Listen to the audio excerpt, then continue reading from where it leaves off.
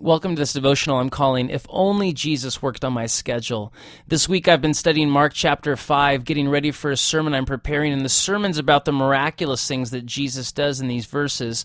But I want to look at a different angle, and that's the angle of patience, because sometimes when we want God to work in our lives, we want Him to work on our schedule and on our timetable, and that's just not how Jesus works. Look at what happens in verse 21. It says that when Jesus had again crossed over by boat to the other side of the lake, a large crowd gathered around him while he was by the lake. Then one of the synagogue leaders named Jairus came, and when he saw Jesus, he fell at his feet. He pleaded earnestly with him, "My little daughter is dying. Please come and put your hands on her so that she will be healed and lived." So Jesus went with him. This man named Jairus, he comes to Jesus and he says, "My daughter is dying. This is an emergency. She is going to die. It's a grave situation, and I have nowhere else to turn. Jesus, please help and heal my daughter." And Jesus goes with him. But something happens. He gets interrupted. Verses 25 through 34. He's stopped by a woman who had been subject to bleeding for 12 years, who for 12 years had just been dealing with this chronic disorder.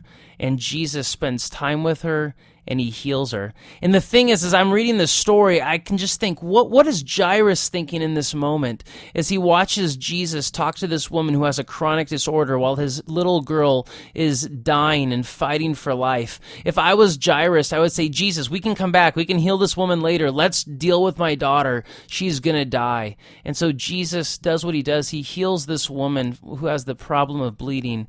But verse 35 we read, "While Jesus was still speaking, some people came from the house of Jairus, the synagogue leader. 'Your daughter is dead,' they said. 'Why bother the teacher anymore?'" It looks like Jesus has missed it. He's blown it. He's missed his timing. But Jesus says, "Don't be afraid, just believe." And as you read at the end of this section, he says, "Little girl, I say to you, get up." And he raises Jairus' daughter from the dead. So you should take some time to read this passage for yourself. But here's a few things I want to notice. Jesus' timing is perfect. Jesus' timing is perfect. We often want Jesus to work on our schedule, but he's going to work when he wants to work, when he feels his best. See, waiting teaches us to trust Jesus. It taught the woman who had an issue of blood for 12 years, it taught her to learn to trust in God and ultimately to trust in Jesus. It taught Jairus that he needed to trust in Jesus, that Jesus knew when it was best to move and when it was best to act. And waiting allows God to give us what we really need. See, what Jairus and his family and his household really needed wasn't just physical healing, it was spiritual healing. What this woman needed wasn't just physical healing, it was spiritual healing. It was a relationship with God through Christ. And waiting, even though it was painful, even though they probably didn't want to wait, waiting allowed them to get what they really needed. When we learn to be patient, God gives us more than we could ever imagine. That's what I see in both these stories, that as hard as it was to be patient, as hard as it was to work on God's schedule, when you do, God gives you more than you could ever imagine.